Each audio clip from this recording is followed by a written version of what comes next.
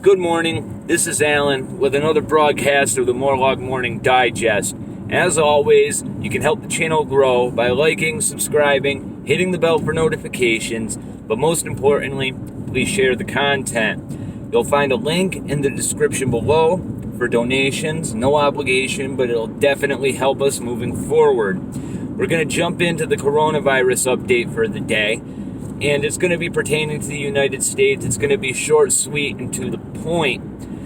What we have going on in Seattle, as well as the rest of the country, is going to foretell what is going to happen from here on in the United States. Mixed messaging seems to be the tale of the day. Now, Seattle is telling people who are asymptomatic that they no longer have to self-quarantine, even if they've been in contact with a confirmed patient.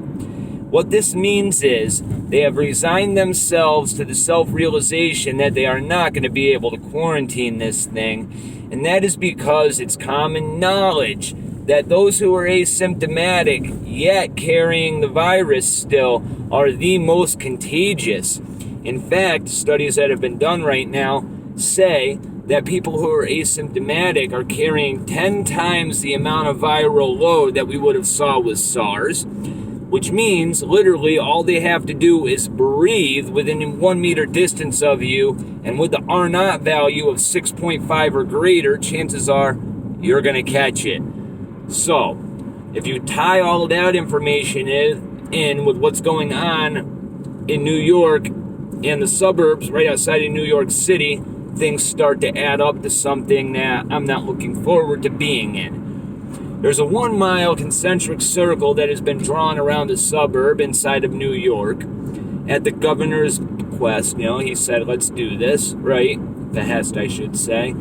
And what they're doing is they're sending in the National Guard, but they're not quarantining. They're allowing people to still have movement in and out of this zone, but they're moving National Guard in, and they're putting them in areas such as schools, fraternities, social clubs, churches, and they're saying that these National Guardsmen are there in order to stop the civilian population from gathering.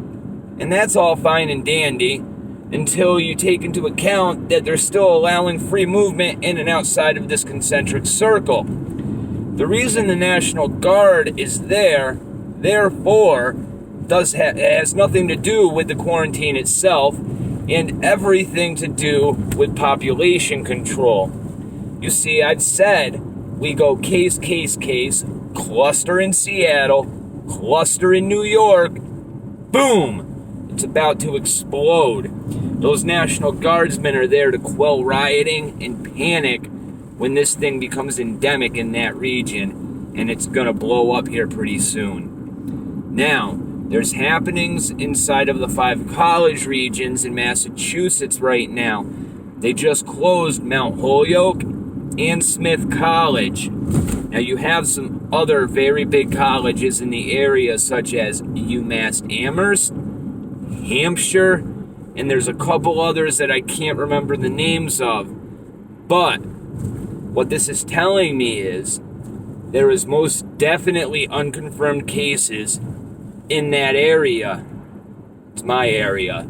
That's why I'm talking about it.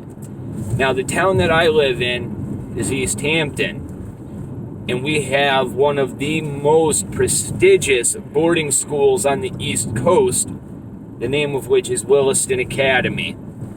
And what they've done is they sent all of their students home for spring break like normal. However, they do have a population of students that is straight from China. Those students have requested to stay at the school during spring break, which normally doesn't happen. So they've allowed the kids to do that. However, I was talking to a security guard last night that works for that school, and they are more than likely not going to allow their student body to come back to school after spring break. Again, pointing to the fact that there is unconfirmed cases in this area, even though they're not being reported on. All I want is the truth. We're not going to get it from the media. We're not going to get it from the politicians. But that's honestly all we want and all we need. It's going to be the only thing that can quell any amount of panic, and they're never going to be able to quell it all. Now, the reason that they've been lying to us and not telling us the whole truth is because they've wanted to stop panic, and it's had the complete opposite effect. Now, the mixed messaging has gotten so bad that I'm going to hold Donald Trump's feet to the fire right now and tell him that he needs to get his priorities in check, and he needs to do it quick, because he's losing votes over this thing, and it's because he's making stupid decisions. Reminds me of Joe Biden with his gaffes right now. It's stupid. Get on national TV and tell people that you'd rather those people stay on the ship in Oakland instead of coming into the United States because it looks better for your numbers. Like, what made you think that was a good idea, my man? You need to get things straight. Now, we also have to realize it's not just Donald Trump doing stupid shit. This is being politicized by everybody, and that's the last thing you need to do right now, because the biggest divide in this country is politics, and now you're making the one thing that we need to unite over into a political issue, okay? There is no way in hell that we are going to be able to stop this thing from spreading. We need to work together and have each other's best interests in mind and accept the social responsibility that we as citizens have to not spread this thing. Again, if the facts bother you, it isn't the facts that are the problem. It's your emotional response to this. Don't get me wrong. Everybody goes through that stage of acceptance.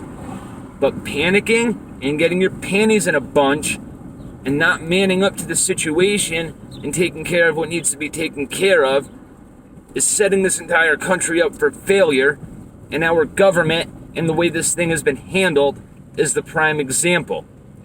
You guys will all be in my prayers. I hope that I'm in yours. Understand the reason I haven't made a video about this is because I haven't made a video in the past couple days about this, right? It's because I feel as though I'm responsible for boiling the frog right now. What I mean is, by me putting out a video every single day about this coronavirus, the information from day to day doesn't change because it's incremental, right?